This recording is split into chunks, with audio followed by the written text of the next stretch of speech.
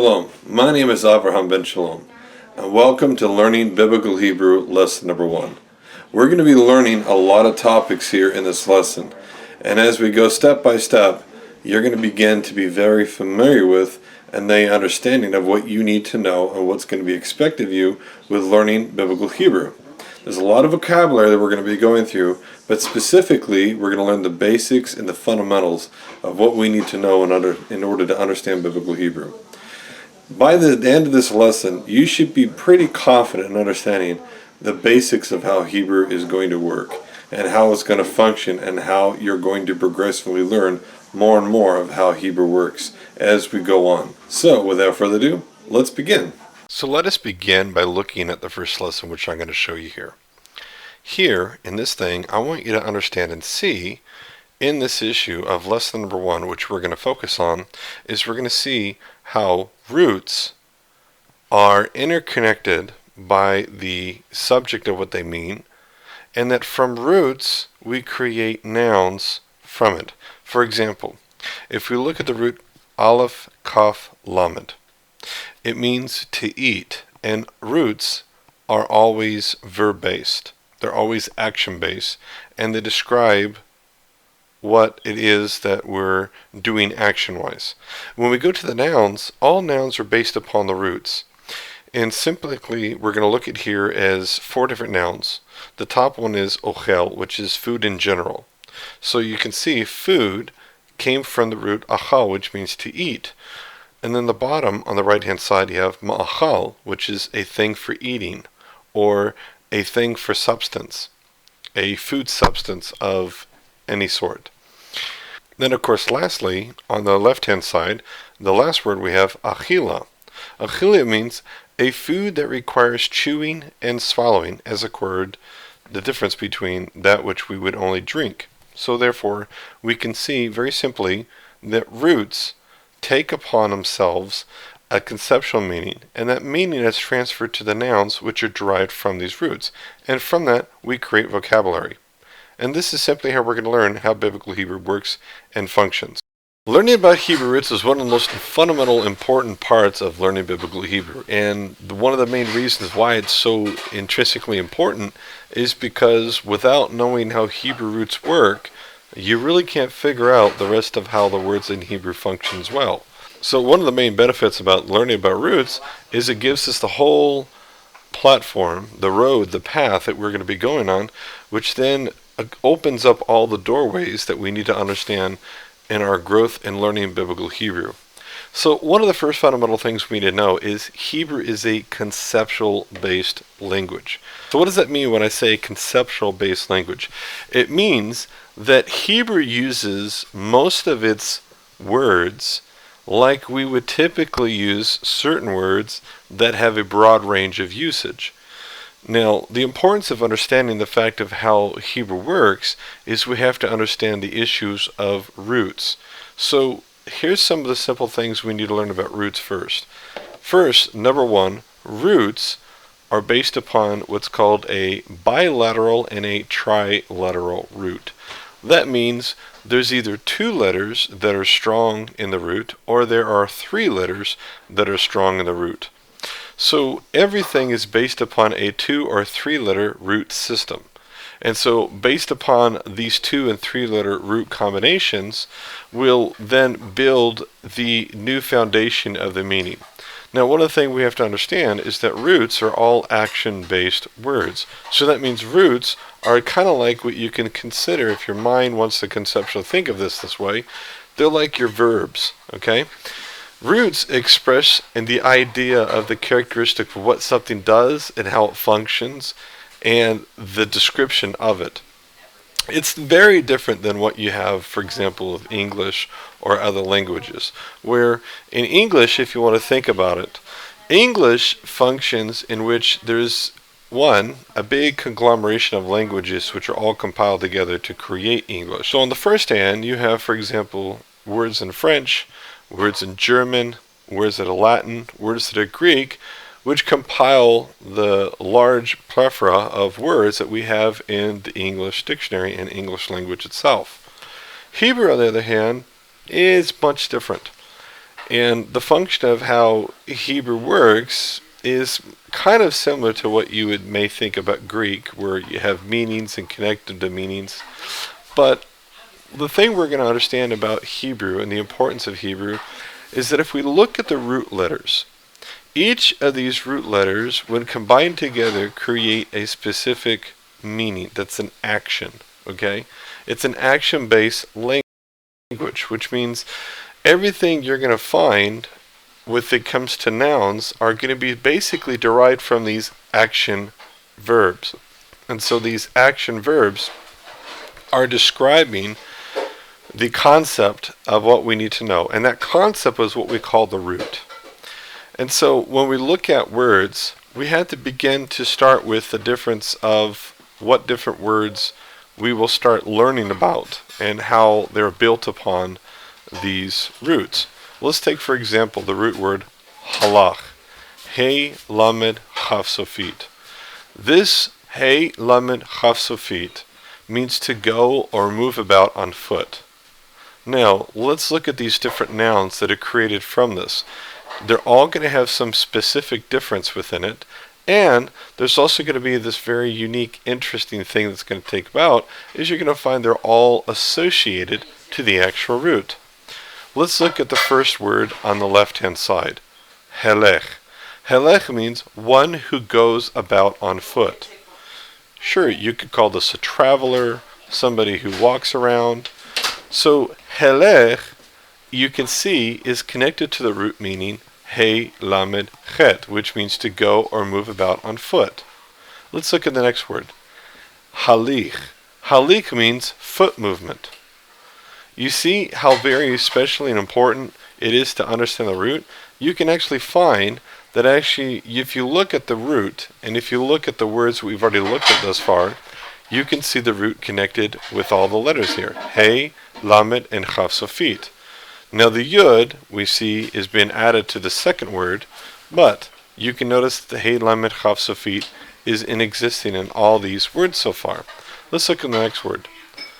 Tahalucha. Tahalucha means a ceremonial procession.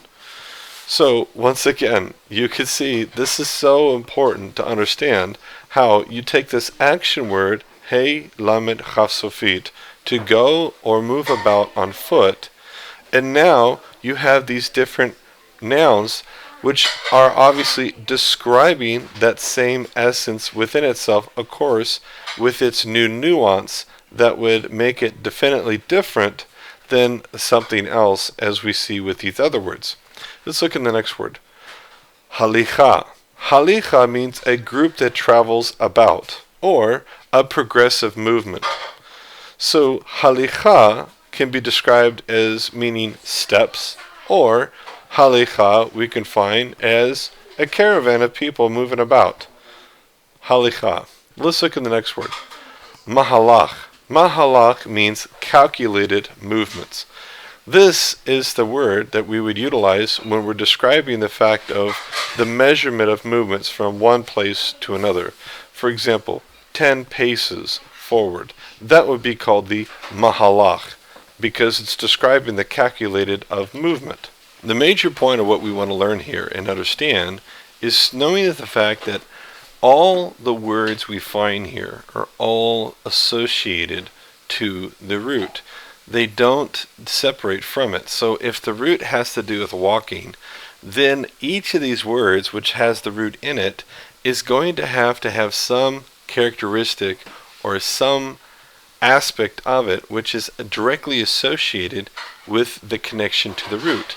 And therefore, if the root being here, which is hey lamed chaf sofit, we find that to move or go about on foot is going to always be associated to something in relation to the noun that's being constructed. This makes it actually quite easy when you actually think about the fact that knowing that once you see that the root has the association of a specific action, that basically you don't even have to know what the word means. If you can see the root is in it, you immediately can say, well, you know what? This has to do with something about moving about on foot. And you can already start kind of contemplating what that could be and pretty much you could probably figure it out eventually what the word actually is, which goes to show a complete deviation of what you would actually have in English. English, there is no word association. Matter of fact, your nouns and your verbs, and even the state of verbs that you have, past, present, and future, all of them are completely written completely different. And it's almost like you have to learn a whole slew of vocabulary before you can even get to the point of even knowing what on earth you're going to be saying, because of all the vocabulary you need to get there. We're here, it's not about learning vocabulary, it's about learning the concept of the root, and then from that you build the understanding of what the vocabulary is, knowing the fact of how the root is, and then associating it to the actual nouns that you find. And knowing that somehow, in some way, the nouns are directly associated to this specific root and its meaning. Let's continue further as we go through the roots. Let's look at the root Zayin Kaf Resh, which means to remember. We'll start from the right. Zecher means a remembrance or memorial. The next word is Mazkir.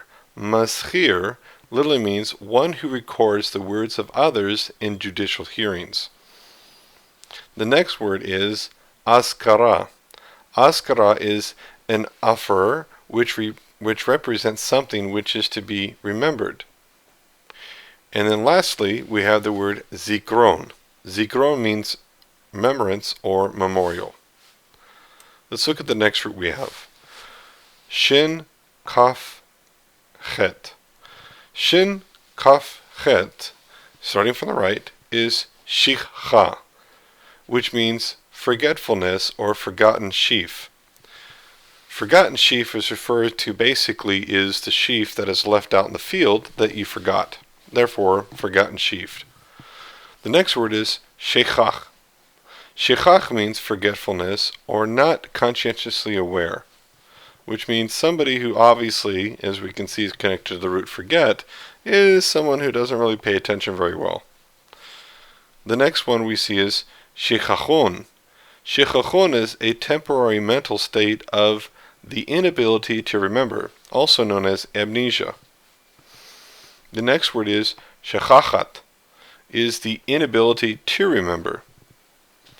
And lastly, shachchan, a forgetful person. As you can see, looking at this, it seems quite clear that by looking at these things, the root is always intact, and the meaning of the words are always interconnected. Now you might say to yourself, well, how come the words that you're putting on here seem a little different than the dictionary that I'm using?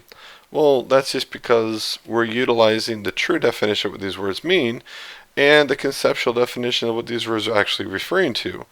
Whereas when you think of it with these one-worded dictionaries, it's kind of hard to understand what these words mean, and you kind of feel like you're memorizing a numerous amounts of different vocabulary, and well, you should actually be just learning the Hebrew word and what it means, rather than just this one-worded definition, which kind of makes it difficult and complex, because in English there's so many words that you'll find that you're going to sit there saying, gosh, how come it's translated this way? Or how come these two different words are translated the same way? Do they really mean the same? The answer is no way. Not in any way, shape, or form. That's why we're learning the conceptual meaning of what these words mean, so we can actually better understand the aspect of understanding how these words work. Let's look at the next root. Resh Vav Tzadik. Resh Vav Tzadik literally means to move about quickly on foot, whereas we get the next word, that the noun that comes from, is merutza. Merutza is a circuit or course which people move quickly in or on. Or it also could mean the quick speed of forward movement. The word afterwards that we'll look at, which is on the left-hand side, is merotz. Merotz means a fast-paced movement, a competition in which individuals race against each other. As you can see, these words and nouns are specifically connected to the root, as always will be the case. This is just how Hebrew works and functions. Therefore, when you're looking at the word and you know what the root word means, you can definitely understand the concept that's behind it, and you cannot deviate. This is the problem of why you can see people when they mess up and they create false translations. It's because they're not following the root. Let's look at the next root. Nun samek ein, to travel to a location. To travel to a location, well, is, as you can see, the action of the word. Now, let's look at the noun. Masa. Masa means an act of traveling from one place to another. Let's look at the next root. Nun gimel shin. Nun gimel shin simply means to come close or to approach. There is no nouns that we have with regard to this. However, you can understand that sometimes you'll find this case where you're not going to have nouns really to create from this, but it's understandable to know the fact of this is how roots are, and therefore the root meaning itself is important to know, especially the different connections that you can connect this word to with other roots. Of course here, this one means to come closer or to approach, where as the ones we learned before, one means to walk on foot, the other one means to run, and you can see this all, as we can see so far, has to do with movement. The next root we're going to look at is bet vav aleph, which is to reach a place after traveling. And here we're going to look at the nouns starting from right to left. Mavo. Mavo means the act of entering the place or entry from outside travelers to an inside location. The next word is mova. Mova means something that is used for entering something. The next word we're going to look at is tavu'ah. Tavu'ah means items brought in from the field. Here, the definitional way of describing this issue is this is also known as produce. But how do you describe produce? Well, the idea that you see here is produce is what? Things that you take from a field and you bring in to a place in which you're going to store them or use them. So therefore it's called tavu'ah. Very unique and very interesting. What you can see that all the different things that you find in Hebrew is always basing the characteristic of how it's function and its use and its characteristics. And therefore, we don't describe things like you think in English where we just label stuff.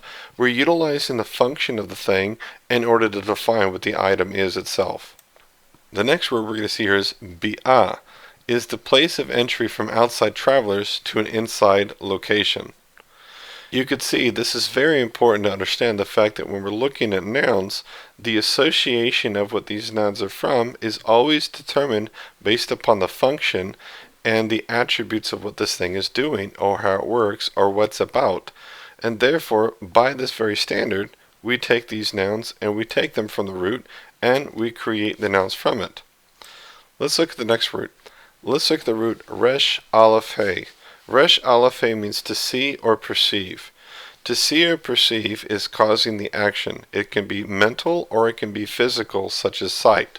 Let's look at the root. Let's look at the word that we find in the next part on the right hand side, starting at the top. Ro'eh. Ro'eh is one who sees things about the future. So you can see the issue of sight, or the perception of what's going to take place in the future, is being used here in this noun. The next word is ra'i. Ra'i means seen or sight. The next one after that is mar'ah. Mar'ah is a utensil which is used in which you can see your reflection, also known as a mirror. The next word is mar'ah, which is a vision or a revelation. The next word after that is mar'eh, which is an appearance or a vision. And the next word after that is ra'i, a utensil which can be used to see one's reflection. Now obviously you can say, wow, this is interesting. We have two nouns here. One is mara and the other one is mari. And the funny part is think about this, is you notice how the word mara sounds like the word mirror? Very closely connected. You can see some of the Hebrew that actually came into English as well. And lastly we're going to see is ro'eh, a vision about the events. So a vision about events, I should actually put there rather than a vision about events actually goes to show the fact that this is something that somebody sees in the future about an event. And so therefore you can see all these are all connected. They're all associated with the idea of seeing or some form of visualization that's being presented within the fact of its connection to the root. The next root we're going to look at has lots of nouns that we're going to see connected. This is this is Ayin Lamed Hey, to ascend upward. And here we're going to start from the very top and we're going to work our way through down to the bottom and then go to the middle, and then afterwards we're going to go from the bottom of the left hand side and work our way back up. So let's start with Aleph Lamed Hey, which means to ascend upward. If we look at the first noun, it's Ma'aleh. Ma'aleh is an incline. So you can see it's talking about something that's going upward. Now the next word is Olah, an offering which is burnt completely, in a sense, upward in smoke. So therefore, the reason it's called a Olah is because it's the smoke of this offering that's ascending upward. Okay. The next one is Olah. Olah is an ascending vertical platform or an incline area. And after that we have the word Ayala, which is an area or chamber which is above floor level at the top of a house, also known as the roof chamber. The next we're going to look at is Ta'ala. Ta'ala is an elevated mound used to channel water into an area. The middle part, we're going to start from the bottom. It's Ma'ala, is an ascending platform. And on top of that is Mu'al, which is an ascending upward movement. Lastly, we're going to go to the left-hand side bottom part, and we're going to see the word Ta'ala. It's a new skin which forms above the wound, which is that oozing stuff you see that's on your skin when you get a cut that starts to form new skin. That's called Ta'ala. And then on top of that, we're going to see the word alay, which is one of the flat, typical green parts of a plant that ascends upward from the stem of a twig, also known as a leaf. And next to that, on the left-hand side, bottom part, you say ma'ala, which is what comes up. And on top of that, you have ele, which is a hard tool with a rounded end, which is raised before pounding and crushing a substance. And this is typically describing, as you can see the tool, how it is used in its characteristic.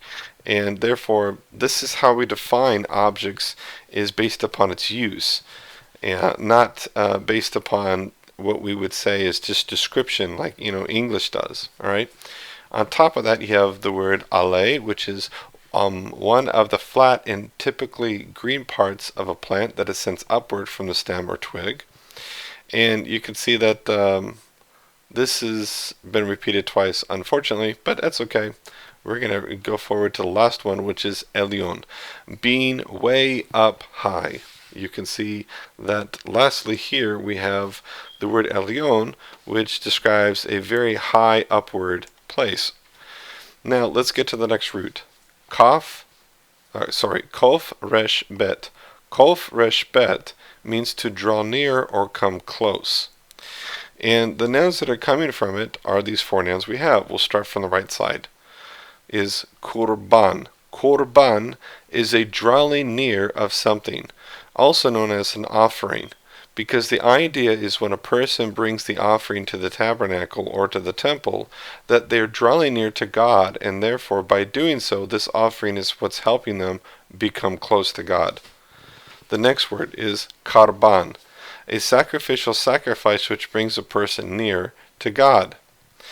Now, this here is the same thing that you see with korban, a drawing near of something. Now, the korban could be a wood, it could be different things, where karban is specifically the animal offering itself. Next word is kirva, the act of moving or something being drawn near to someone or something. And then lastly, the word karav, a hostile approach, which literally means that which is being drawn near, which is showing about the issue of combat, when somebody draws near in combat to fight. All these words are so vitally important to learn and use and understand, to know the fact of how interconnected all these words become with regard to the root. Like I said, if you know the root, you can predominantly figure out what it is this word is saying. Now, obviously, I'm showing you lots of words here that you might sit there and say, well, where does this letter come from? And I don't always see the root yud or rosh or mem all connected with each other, and I don't see always this. We'll learn about that and how to create nouns from roots in another lesson. This is just to give you a real basic understanding of knowing that when you see, for example, a dictionary, for example, maybe it's the Brown, Driver, and Briggs, or maybe it's the Davidson dictionary where you're looking at roots, and you're looking at the definitions are always associated, when we're looking at the nouns, are specifically associated, directly involved with the root. And there's always some connection with regard to the root and its meaning and its derivative, and this is what we want to focus on, so you begin to understand that if you know the root, you can predominantly figure out what the word is in essence, because you know it's somehow connected to this meaning. Let's look at the next root, Yud Resh Dalet, which means to descend or move downward. Starting from the right, we'll see the word Yarden. A Yarden is a descending body of water located in the land of Israel, also known as the Jordan River. And on the left-hand side, you have the word Morad. Morad means a descent or ground which slopes downward.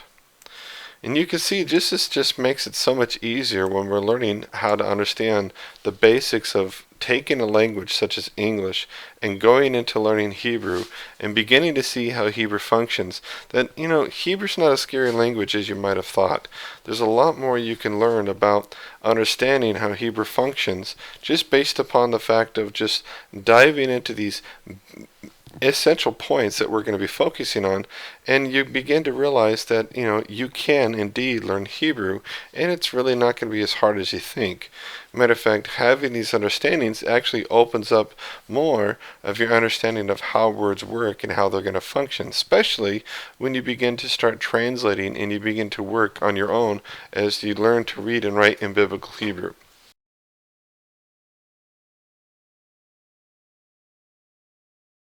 So, what are the major problems you're going to find? Well, here's the thing I want you to understand with regard to learning roots.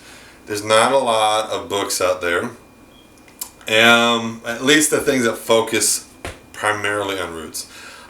You'll find some good dictionaries. Brown, Driver, and Briggs has some good aspects of looking at the roots, and so does Davidson, and so does Ernest Klein, and so does Collier Baumgartner. Those okay, but they're horrible dictionaries when it comes to just looking at the words that the roots are underneath, because you're kind of almost like taken off into the wrong direction in some cases, because they're not translating the best idea of what these are. It's like if you read a Webster's dictionary, you get paper. What is paper? And it describes to you what paper is. And so you really go, oh, that's what paper is. And that's kind of what it should be, and that's why I like going back to Evan Shoham and some other Hebrew dictionaries.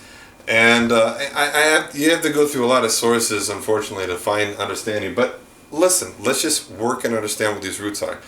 Roots is a concept, all right? It's a concept that deals with the fact of an idea, okay? So here the idea is going to be the idea of work. Now, work obviously has many different concepts. You have physical actions of work, you have the concept of work, you have specifications of work, you have the what's the other words you could say? You have the physical movement and the aggressive. I'm trying to think of the word you use it for. To toil, things like that. The things that express the attitude of the harshness and the difficulty. There you go. Of work. Okay. So here we have this word that's connected to these different roots. Okay, because they all have something in common. They all have to do with the concept of work. Okay, so think of work. Work is a very conceptually based word. Okay. In English, because we can use it in a lot of different ways. Okay, well, we have to learn to take Hebrew and use it in the ways that it's meaning, and also in a lot of the ways that it wants you to understand. Okay, so here let's take this word. This is a really butchered word for one thing. Lamed Aleph Chaf Safit, okay? This word literally means a goal-oriented task. To do a goal-oriented task, okay? So when I get the word malacha, okay, which is what we see in the Torah when it says, and you should not perform malacha on Shabbat, okay? Malacha literally means a task that is goal-oriented, okay? It's the conceptual idea of saying basically a specific work that performs a specific function and result, okay? So like weaving would be considered a malacha. Trapping would be considered a malacha. Sewing would be considered a malacha. Forging metals would be considered a malacha. Because this is a goal-oriented task. It's a task that functions in a way which produces a specific result, okay? And to translate this work is like just butchering Hebrew, okay? And this is what we don't want to do. We want to keep and know what Hebrew is, what's it all about, okay? The next word we're going to look at is the word bana. Bana means to build, okay? To construct, all right? So when we look at bana, we have to understand that it's talking about taking materials, bringing them and using them together in order to construct something. So for example, the Torah utilizes the word bana with regard to the creation of Chava, okay? Chava was bana, she was built, she was constructed. God says he took her and he took things and he constructed and put her together. So bana is a concept that we can use with building houses. It could be used for building a computer. It's used with the concept of taking different elements and pieces and constructing them to create something different out of it. Okay? Asa. Asa is the root word, which has to do with performing, doing, and making. Okay? So we have to kind of put all of these different words into the play because we need to get the general idea of what asa means. Okay? So this performing, doing, and making can be used in the concept, for example, ma'aseh. Ma'aseh, these are the things that I do that has to do with the things that I'm doing. Like, you know, the Torah says you're not allowed to do any ma'aseh, any form of work on the Sabbath. Well, this ma'aseh is not the same as this, right? This, la'ach, this is talking about a goal-oriented task. So we're talking about weaving, things that produce something once it's got to its finished goal, okay? Asa, this has to do with things like, you know, stuff that I'm involved in, things that I'm doing that has not any kind of goal-oriented aspect to it. So this is the kind of like busybody work that we do during the week, okay? And so this is important to understand because it's talking about doing and performing things that I functionally do and perform or take care of, whatever, in that nature, okay? And this is important to understand this word, okay? And understand the concept, okay? Now let's go to this root, okay? Shin Resh Tav, okay? This word has to do with the meaning of attending and helping, okay? Now it's not the word help like as if, can you help me? It has to do with attending to others in a task, okay?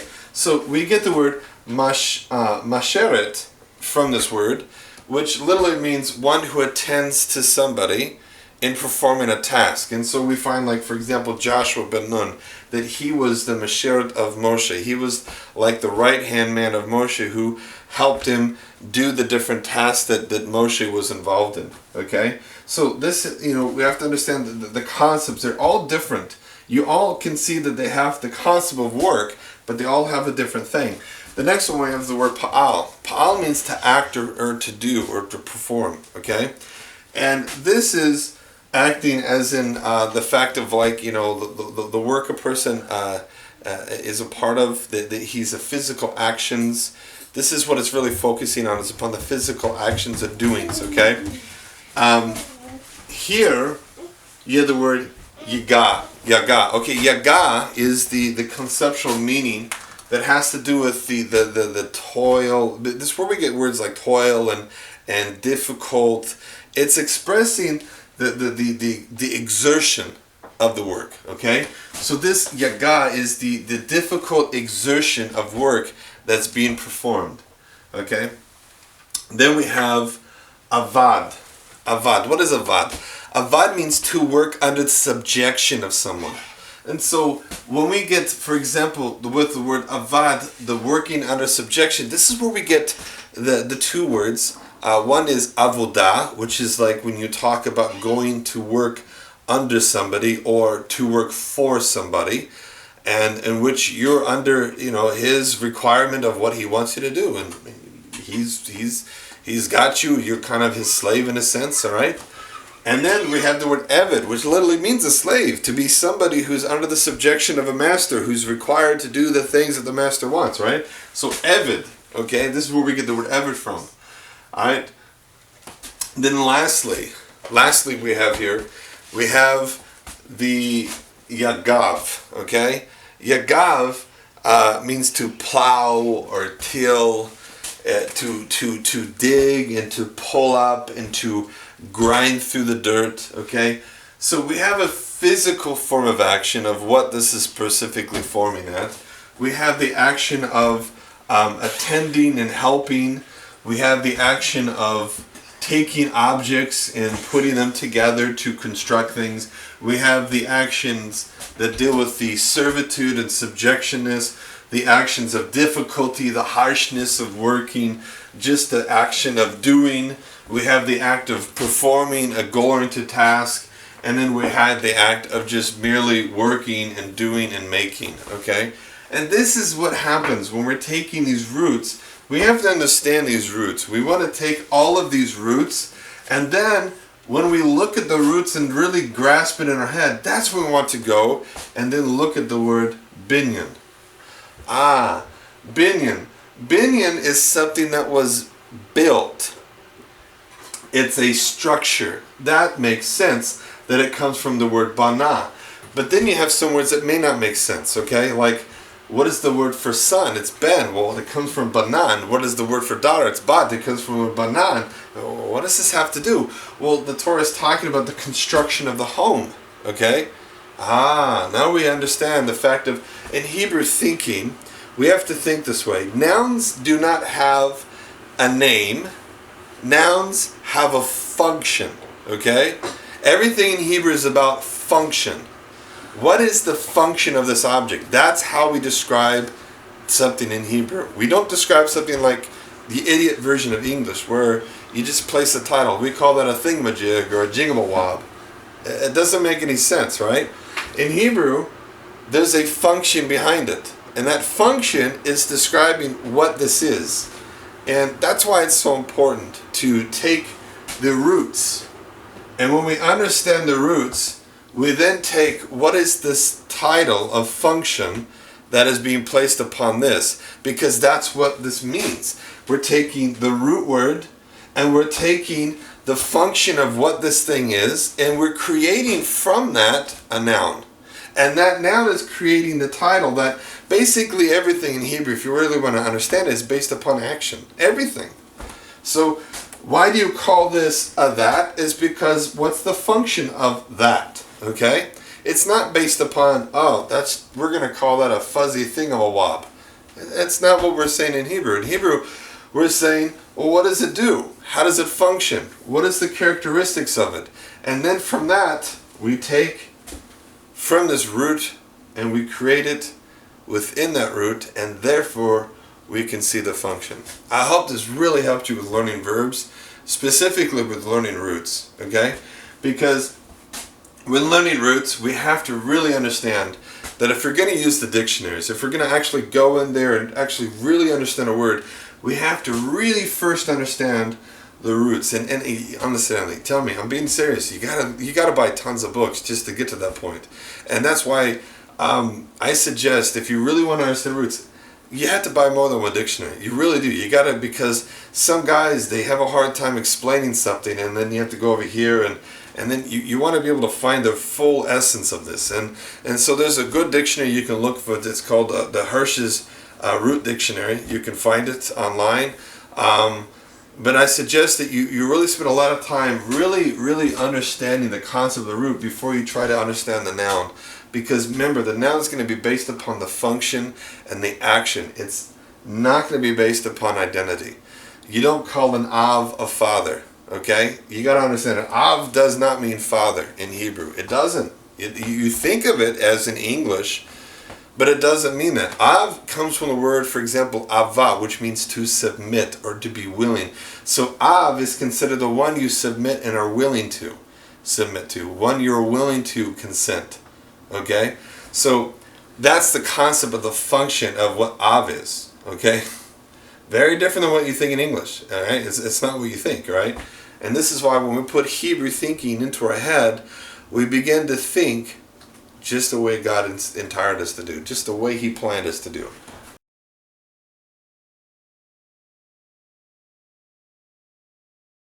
Alright, so now we're going to go and we're going to start looking at how a noun is created or how words are created from a root.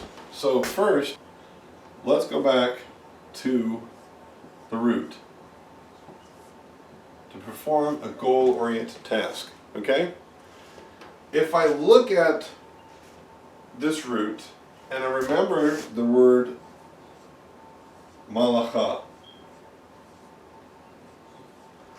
I showed you earlier that a hey and a mem was added.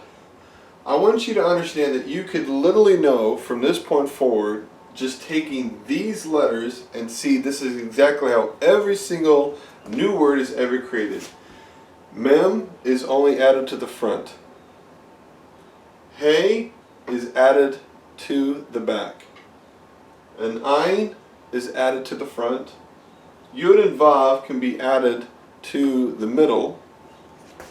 Aleph is added to the front. Tav can be added to both the front and the back. And Nun is only added to the back, which is the Nun Sofit. And from these letters, we have basically the whole ability to know how every single possible variable way you could ever use a noun. And based upon these letters, and based upon how these letters are placed in a position, you can see immediately this is how the noun is created. So for example, malacha, we have here, so for example, malacha, we have here, the hey is added to the back, and the mem is added to the front. And what we have left is our root. And that is how this was constructed here. We took two letters, and we take 1, 2, 3, 4, 5, 6, 7, 8. We have 8 letters. Then from these 8 letters, we have the ability to attach them to roots in order to create new words. So if we have new words that are needed and new vocabulary words that are required, we just take these 8 letters and we attach them to either the front, the back, or the middle of the root. And from that, we create the nouns. So if we were to go through, for example, and look at another root, which we had covered before. And the root we're going to look at is bet, nun, hey. So bet, nun, hey. We can see from this, we know that this means to construct or gather elements together in order to perform, in order to build or to create something. And from this, we can create the noun, for example, bat. And what is bat? Now you're wondering, hey, what happened to the nun and the hey, right? This is part of why you're going to have to understand that when we learn roots and we learn the nouns associated with roots, we'll begin to understand the function of how these things work. Abat is the word for daughter, but in Hebrew it literally means the building of the home, or the building structure of the home, okay? Just like, for example, the Hebrew word ben is the word for son. And see, you can see the 2 roots here, but you can only see 1 letter of the root here. And this is something that commonly happens here and there when we're taking a root and making it into a noun. And the thing we have to understand though is when we're learning the roots and we learn the nouns that are associated to the roots, we begin to understand and see the fact that using these 8 letters, we have so many possible things we can do in order to create new nouns, or in order to create new words, I should say, from these things. Because, you know, it could be adjectives too and stuff. And so from these things, we're going to be taking this root, and we're going to be taking all of the different roots that we have, and all the roots that we can have, and we're going to take these 8 possible letters, and we're going to attach them to different parts of the actual word. And we'll see, for example, another word.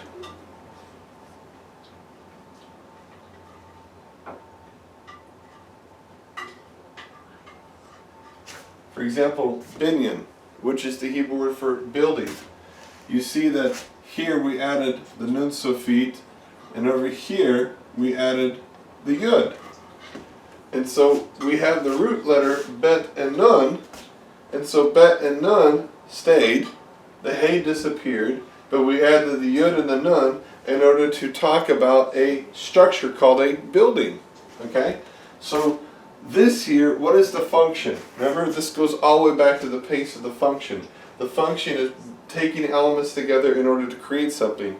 Well, this is a thing that was made from different elements and was created into a structure, which is why it's called a binyan. The child or daughter is the elements that were constructed when she was formed in the womb in order to create an extension of the home, and therefore we call it a bat. The same thing with regard to a son. He is the structure that was formed inside the womb, and he carries the continuation and the building of the home, and he's called a ben. And so therefore we see from these things, if we take these 8 letters, the mem, the hey, the ayin, the yud, the vav, the aleph, the tav, and the nun sofit, we can take all these different letters, attach them to different parts of the root in order to create a different word. And these words are always associated to the root, which is why we don't want to look at these things in the English way of thinking, because then we kind of lose a lot of what it is that we're looking at, because we're trying to just define it real quickly by one word. Instead, if we understand the concept of this, we begin to understand the way we need to think. The way we need to think is, we don't call, you know, that girl that was born from you your daughter, because that's just it. We want to think about what is her function. Her function is to build, is to be a building of the home, the building of the family. Just like the son is to be a building of the family. And we want to think in the way Hebrew wants us to think, the way God gave us the Torah, the way He gave us the language of Hebrew to think, is to be a functioning language, to create an understanding that everything's supposed to work based upon a function. Well, I hope you enjoyed this lesson of learning Biblical Hebrew. We'll see you next time as we learn verb, subject, agreement as we begin to create simple sentences in Biblical Hebrew.